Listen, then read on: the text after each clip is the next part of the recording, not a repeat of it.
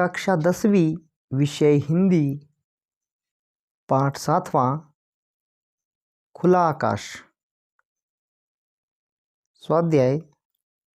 सूचना के अनुसार कृतियां कीजिए।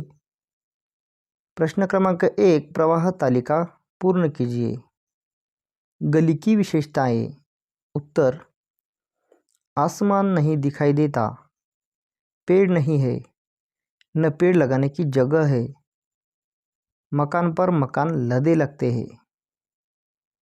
प्रश्न दूसरा, कृति पूर्ण कीजिए। 1, गली से यह नहीं दिखता, आसमान, घोंसले बनाती चिड़िया। 2, लेखक ऐसी जिंदगी बिताना नहीं चाहता, चीज़ों को लुका छिपाकर, बातों और व्यवहार को रचा बसाकर। प्रश्न तीसरा, आकृति में लिखिए कुछ मनुष्यों में दिखाई देने वाले पशु। उत्तर: बाघ, भेड़िए, लकड़बग्घे, सांप, तेंदुए, बिच्छू, गोजर। गाय, बकरी, भेड़, तितली। प्रश्न चौथा, मनुष्य जीवन की स्थितियां। उत्तर: गुलामी करना, गुलामी करवाना। प्रश्न पांचवा, 1, घर से बाहर झांकने पर यह दिखाई देता है।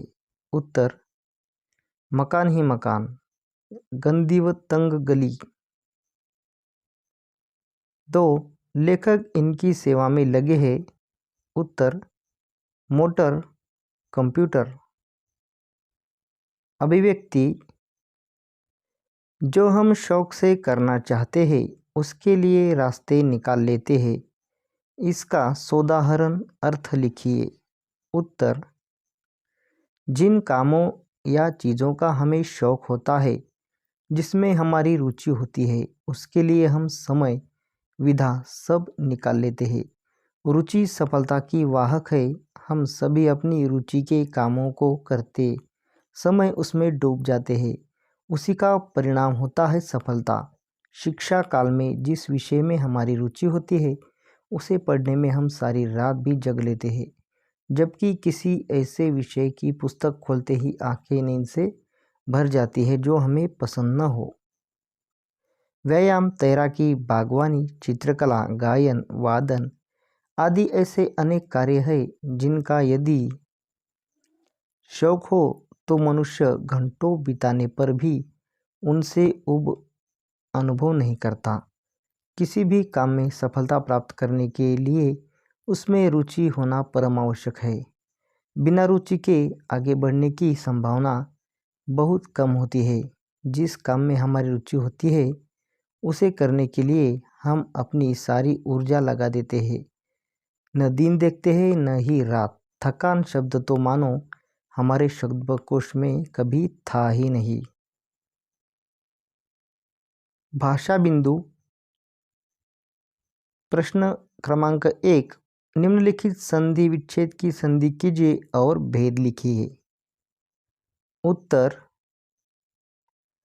संधि विच्छेद दुह अधिक लभ। संधि शब्द दुर्लभ।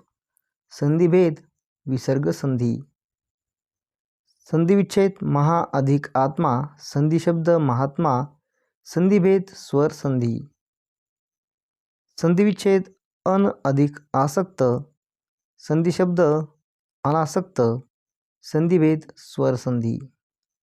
संधि विच्छेद अंतः अधिक चेतना। संधि शब्द अंतःचेतना। संधि भेद विसर्ग संधि। संधि विच्छेद सम अधिक तोष। संधि शब्द संतोष। संधि भेद व्यंजन संधि। संधि विच्छेद सदा अधिक एव। संधि शब्द सदैव। संधि भेद स्वर संधि। प्रश्न दूसरा, निम्नलिखित शब्दों का संधि विच्छेद कीजिए और भेद लिखिए। उत्तर: संधि शब्द सज्जन। संधि विच्छेद सतजन। संधि भेद व्यंजन संधि। संधि शब्द नमस्ते। संधि विच्छेद नमः अधिक ते। संधि शब्द संधि भेद विसर्ग संधि। संधि शब्द स्वागत। संधि विच्छेद सु प्लस आगत संधिभेद स्वर संधि। संधि शब्द दिग्दर्शक संधिविच्छेद दिक अधिक दर्शक संधिभेद व्यंजन संधि। संधि शब्द यद्यपि संधिविच्छेद यदि अधिक यपि संधिभेद स्वर संधि। संधि शब्द दुस्साहस संधिविच्छेद दुह अधिक साहस संधिभेद विसर्ग संधि। प्रश्न तीसरा, निम्नलिखित आकृति में दिए गए शब्दों का विच्छेद कीजिए और संधि का भेद लिखिए। उत्तर, दिग अधिक गज, दिग्गज का दिग अधिक गज भेद व्यंजन संधि। शब्द सप्ताह विच्छेद सप्त अधिक अह भेद स्वर संधि।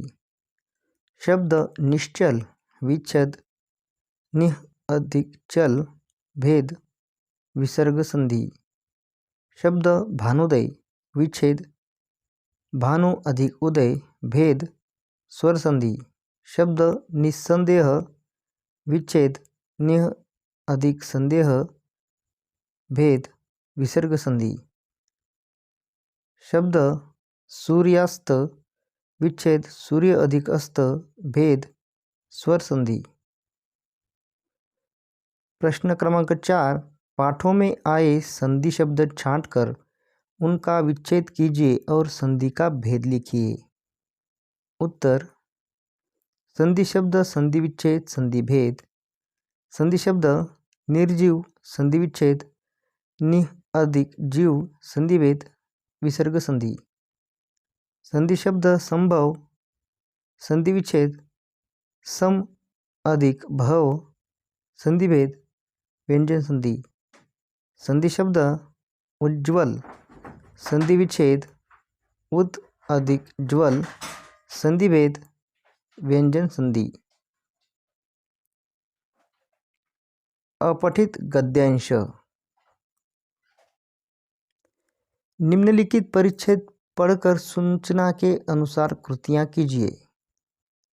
परिच्छेद है, हर किसी को आत्मरक्षा करनी होगी, हर किसी को अपना कर्तव्य करना होगा। मैं किसी की सहायता की प्रत्याशा नहीं करता, मैं किसी का भी प्रत्याहन नहीं करता। इस दुनिया से मदद की प्रार्थना करने का मुझे कोई अधिकार नहीं है। अतीत में जिन लोगों ने मेरी मदद की है या भविष्य में भी जो लोग मेरी मदद करेंगे, मेरे प्रति उन सब की करुणा मौजूद है। इसका दावा कभी नहीं किया जा सकता, इसलिए मैं सभी लोगों के प्रति चिर कृतज्ञ हूँ। तुम्हारी परिस्थिति इतनी बुरी देखकर मैं बेहद चिंतित हूँ, लेकिन यह जान लो कि तुमसे भी ज़्यादा दुखी लोग इस संसार में हैं। मैं तुमसे भी ज़्यादा बुरी परिस्थिति में हूँ। इंग्लैंड में सब कुछ के लिए मुझे अपनी ही जेब से खर्च करना पड़ता है। आमदनी कुछ भी नहीं है। लंदन में एक कमरे का किराया हर सप्ताह के लिए 3 पाउंड होता है, ऊपर से अन्य कई खर्च है। अपनी तकलीफ़ों के लिए मैं किससे शिकायत करूं? यह मेरा अपना कर्मफल है, मुझे ही भुगतान होगा। प्रश्न पहला, कृति पूर्ण कीजिए। 1 कमरे का किराया।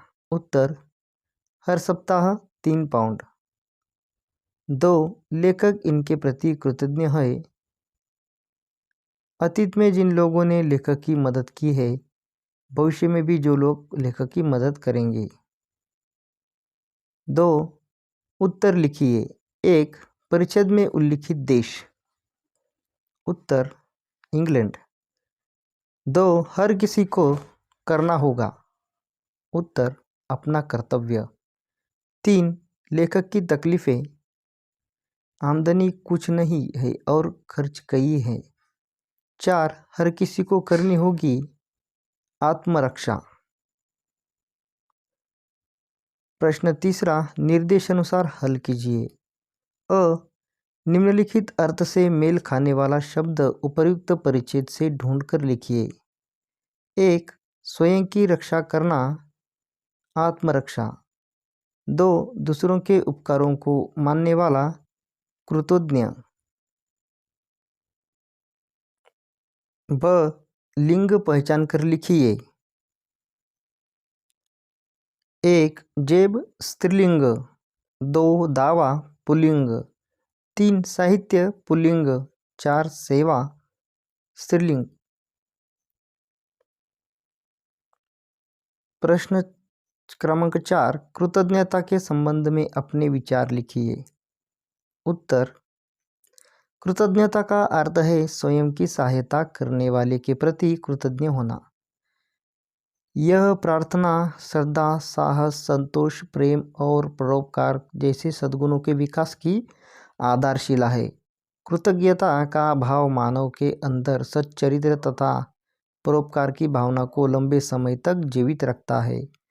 कृतज्ञता इंसानियत और परोपकार की एक स्नेहपूर्ण श्रृंखला है जो मानव को मानव से जोड़ती है। यदि किसी के द्वारा किया गया कार्य हमारे लिए सुखकर या हितकारी है तो उस कार्य के प्रति आभार प्रकट करना मानव हृदय की सुंदर प्रवृत्ति को दर्शाता है। यही विनम्रता के दूसरे व्यक्ति को भी सच्चा व्यवहार तथा परोपकार करने के लिए प्रेरित करती है। कृतज्ञता का भाव मनुष्य के हृदय की विशालता और उसके चरित्र को दर्शाता है।